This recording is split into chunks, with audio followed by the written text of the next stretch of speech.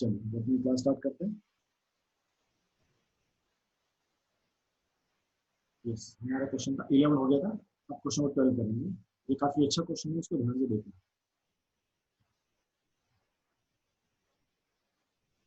एक इंजन है, सबने ट्रेन देखी है। ट्रेन के सामने क्या होता है?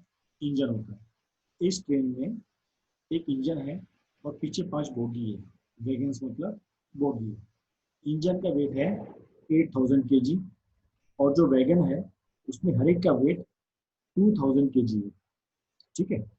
इंजन एक 40,000 न्यूटन का फोर्स अप्लाई कर रहा है और जो रेलवे ट्रैक है वो 5000 न्यूटन का। नहीं सिखाया मैंने, कोई दिक्कत नहीं, हम सिखा रहे हैं, टेंशन के लिए। ज्यादा सीखने की जरूरत थोड़ी है। कम सिखाओ तो दिक्कत होती है, ज्यादा सीखने में कोई दिक्कत नहीं। ठीक है, ज्यादा के कोई मना नहीं करेगा, तुमने ज्यादा क्यों सीख लिया। तो समझो ये हमारा क्वेश्चन नंबर 12। तो एक इंजन है तो उसके पीछे 4 बोगी लगी। ये समझो हमारा बड़ा इंजन हो गया और उसको कनेक्ट करके हमारी जैसे 5 इंजन तो बोगी लगी। इंजन का वेट कितना दिया हमको? 8000 kg। ये 8000 kg का, और ये हर एक जो है हमारे 5 वैगन से इंडिविजुअल का वेट 2000 kg है। अब जो ये इंजन है इसको आगे खींचने के लिए, ये इंजन जो है इसको आगे खींचने के लिए क्या करता है? एक फोर्स लगाता है। कितना फोर्स लगाता है? 40,000 न्यूटन इसको आगे खींचने के लिए। और जो रेलवे ट्रैक है, रेलवे ट्रैक क्या करता है? एक फ्रिक्शन फोर्स लगाता है। कितना फोर्स लगाता है? 5000 Newton. every reaction has equal and opposite reaction। ठीक है बच्चा, यस प्रकाश। ठीक है, तो उसने पूछा है कि नेट फोर्स कितना लगेगा जो ट्रेन जब चल रही है, उसको कितना नेट फोर्स मिलेगा। फर्स्ट क्वेश्चन तो उसका ये है। ठीक है, जब ट्रेन चल रही है, इंजन उसको खींच रहा है तो कितनी पावर लगा रहा है? 40,000 न्यूटन का। और ट्रैक एक फ्रिक्शन फोर्स कितना दे रहा है? 5000 न्यूटन। अब पूछा है first, what is the net accelerating force. कि भाई अब 40,000 आगे जा रहा है और 5,000 उसको पीछे खींच रहा है, तो नेट फोर्स कितना है? What will the net force? It will be 40,000 minus 5,000, तो कितना हो गया? 35,000 न्यूटन। इतना फोर्स मिलेगा इंजन को और बोगी को आगे जाने के लिए, वैगन्स को आगे जाने के लिए। ये क्लियर सबको? Clear first part. अब second part, acceleration of the train. भाई इतने फोर्स मिलने के बाद ट्रेन का एक्सेलरेशन क्या होगा? ठीक है, तो एक्सेलरेशन क्या होता है? Force upon mass. जब हम ट्रेन की बात करेंगे, देखो हम दोनों निकालेंगे। जब हम ट्रेन की बात करेंगे तो हमारे उसमें इंजन और वैगन दोनों हैं। ठीक है, तो टोटल फोर्स कितना बचा? 35,000। अब पूरी ट्रेन का मास कितना है? 8,000 तो इंजन का हो गया, प्लस 2,000 इंटू 5, वैगन्स कितने हैं? 5 है, तो टोटल कितना हो जाएगा? 18,000 kg। हमारा एक्सेलरेशन कितना हो गया? 35,000 अपॉन 18,000, रफली आ जाएगा आपका 1.9 के आसपास, है ना। 35 को डिवाइड बाई करेंगे 18, तो रफली आपका आ गया एक्सेलरेशन ऑफ ट्रेन कितना आ गया आपका? 1.94 मीटर पर सेकेंड स्क्वायर। अब यहाँ पर हम एक पार्ट और निकालेंगे। अगर हम केवल बोगी का निकालना चाहिए, 5 पीछे बोगी लगी ना, वैगन्स लगी, केवल उनका निकालने तो उनके लिए क्या करना पड़ेगा अपने को? थर्ड पार्ट देखो, ये बुक में नहीं है, मैंने इसको ऐड किया। एक्सेलरेशन फॉर वैगन्स, तो फोर्स अपॉन मास, तो फोर्स तो सेम लगेगा, ठीक है, बट मास मास कितना लगेगा, केवल 10,000 लगेगा, क्योंकि हम इंजन को काउंट नहीं कर रहे हैं। तो नीचे मास कितना आ गया, 10,000, कट करेंगे, acceleration for wagons will be 3.5 metre पर सेकेंड स्क्वायर। ये सबको क्लियर है, दोनों में डिफरेंस।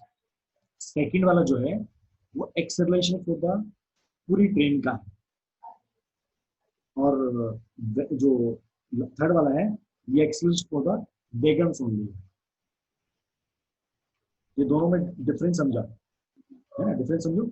सेकंड वाले में क्या है, हम पूरी ट्रेन का निकाल रहे हैं, थर्ड वाले हम लोग केवल जो डब्बे हैं उनका निकाल रहे हैं। आपको कोई कहे कि भाई एक डब्बे का कितना होगा, आपको अगर कोई कहे एक डब्बे का कितना होगा,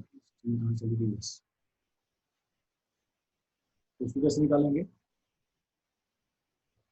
एक्सेलरेशन फॉर वन वैगन, तो फोर्स तो सेम रहेगा। अब क्या होगा नीचे, केवल 2000, अगर हम केवल एक का निकालेंगे 3030 तो 17 मीटर पर सेकेंड स्क्वायर। ये आपको मैं लर्निंग पर्पज के लिए बताऊँ, क्वेश्चन कैसा भी हो आपकी अंडरस्टैंडिंग क्लियर होनी चाहिए, हम क्या कर रहे हैं क्वेश्चन क्लियर। हमने हर एक एक्सेलरेशन निकालना देख लिया। अब इसमें एक पार्ट हो बचा है फोर्थ वाला, find the force of the first wagon on the second wagon. अभी देखो, यहाँ पर एक वैगन है, ये 2, ये 3, ये 4, ये 5।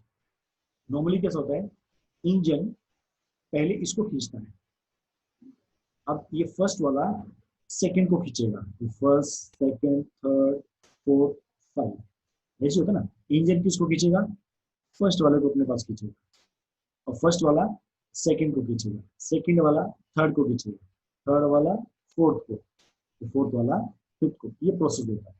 अब उसने कहा है, अब अगर ये फर्स्ट सेकंड थर्ड फोर्थ 5 है, ये फर्स्ट वाले और सेकंड वाले के बीच में कितना फोर्स है, उसका क्वेश्चन है। तो क्वेश्चन में है कि फर्स्ट वाले वैगन, क्योंकि वैगन जब ये खींचेगा तो इतने मास को खींचना पड़ेगा उसको। जैसे इंजन क्या करता है, वो फोर्स तो लगाता फर्स्ट वाले पे, बट खींचता पूरी ट्रेन को है। ऐसा नहीं कि केवल फर्स्ट वाले खींचता, वो खींचता तो पूरी ट्रेन को है, लेकिन मैक्सिमम फोर्स कहाँ पर लगता है, इस जगह पर लगता है ना। उसी तरह अब फर्स्ट वाले जब खींचेगा तो ये बाकी सेकंड थर्ड फोर्थ और फिफ्थ को खींचेगा, इसका जो मैक्सिमम फोर्स है ये यहाँ लगेगा, तो हमको ये निकालना है। तो वो क्वेश्चन क्लियर हुआ, force of the wagon first on the second, first और सेकंड वैगन के बीच में कितना फोर्स है वो हमको निकालना है। ठीक है जी, तो फोर्स तो हमारा सेम रहेगा जो लग रहा है 3500।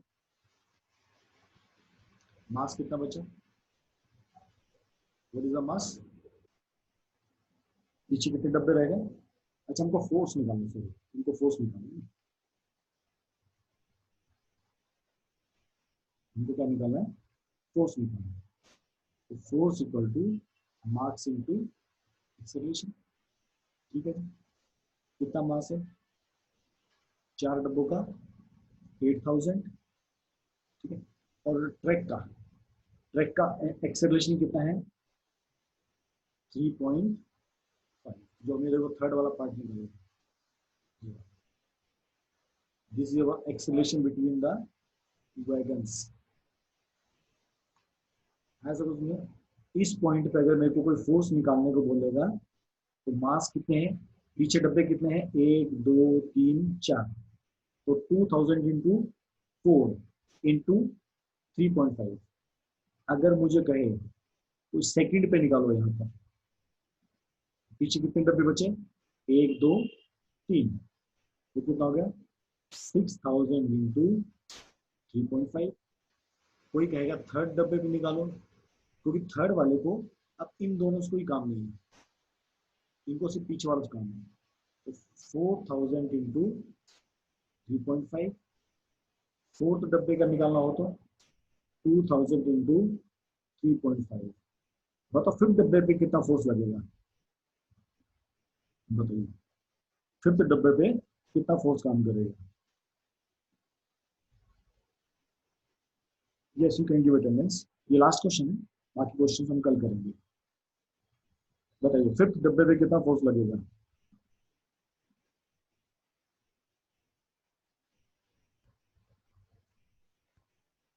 बताइए बताइए सब लोग, फिफ्थ डब्बे पे कितना फोर्स लगेगा।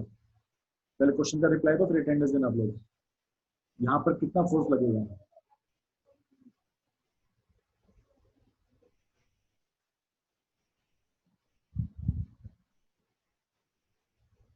यस शुभम ने एकदम सही बताया, जीरो, क्योंकि फिफ्थ के पीछे कोई डब्बा ही नहीं है, वहां पर पीछे कोई भी मास है ही नहीं, तो यहाँ पर कोई मास है ही नहीं, तो एक्सेलरेशन किसके ऊपर लगाएगा, फोर्स किसके ऊपर लगाएगा, जीरो रहेगा। तो आपको हर एक पॉइंट पे फोर्स निकालना आना चाहिए, ठीक है। कोई डाउट कोई शक, आए हमने इस वापिस इस क्वेश्चन को समझ लेते हैं, फिर से बताते हैं, इंपॉर्टेंट क्वेश्चन है। ट्रेन है, इंजन है, 5 वैगन है, ठीक है। तो उसने फर्स्ट पार्ट में क्या पूछा, कितना नेट फोर्स लगेगा। तो इंजन का फोर्स कितना है, 40,000, ट्रक का फोर्स कितना है, 5,000, ये नेगेटिव डायरेक्शन में, नेट फोर्स कितना हो गया, 35,000, ठीक है। अभी हमसे पूछा कि ट्रेन का एक्सेलरेशन कितना है, तो फोर्स अपॉन मास, तो पूरा फोर्स अपॉन में टोटल पूरी ट्रेन का मास, जिसमें इंजन भी काउंट होगा और वैगन्स भी काउंट होंगे।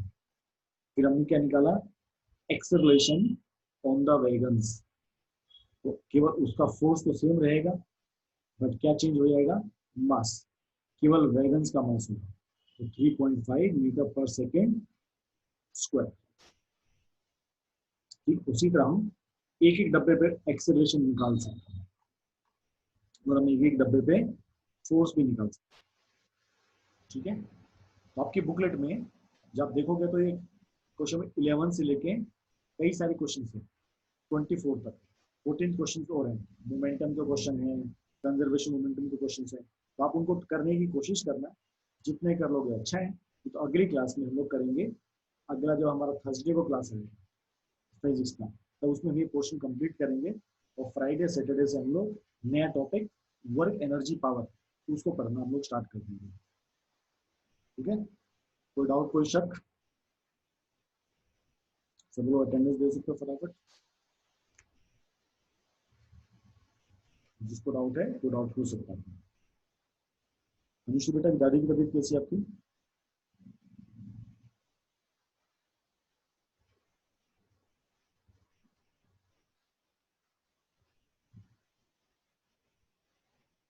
इसलिए तो मैं 12th क्वेश्चन बेटा समझाया ज्यादा, ये क्वेश्चन आता है कहीं। यस सर, जिसका अटेंडेंस होगा जा,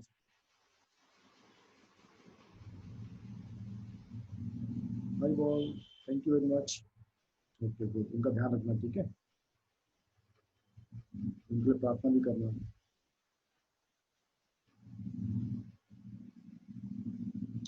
sir what will we get if F equal to mass into space, return answer, F मतलब फोर्स, मास इनटू मास, और ए मतलब एक्सेलरेशन कैन होना। यस सर,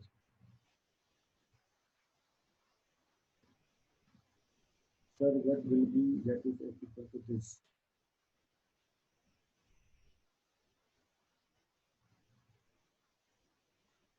द फोर्स है एक डब्बे पर लगने वाला है, ये मैंने एक्सेलरेशन आपको निकाला सिंगल डब्बे पे, क्योंकि सबसे जो लास्ट वाला डब्बा है ना, उसका स्पीड अकेले छोड़ दोगे सबसे फास्ट है, ये सिंगल एक के लिए है। मैंने आपको एग्जांपल दिया है कि सिंगल एक डब्बे पे अगर आपको एक्सेलरेशन निकालना हो, पर जब कंबाइन रहता है ना, देखो पूरी गाड़ी की स्पीड इतनी है, क्योंकि उसका इंजन भी है, तो पांचों डब्बे हैं, जब केवल हम डब्बों की बात करेंगे पांचों की, तो 3.5 आया, ठीक है। अब इसी तरह जब मैं एक पे निकालूंगा तो वो 17 आता है, क्योंकि सिंगल डब्बा अगर इंजन के साथ होगा तो उसका स्पीड बहुत ज्यादा होगा, दो डब्बे होंगे एक्सेलरेशन और कम हो गया, तीन डब्बे होंगे एक्सेलरेशन और कम हो गया, चार डब्बे होंगे एक्सेलरेशन और कम हो जाएगा, तो ये लॉजिक है इसका, ठीक है शुभम।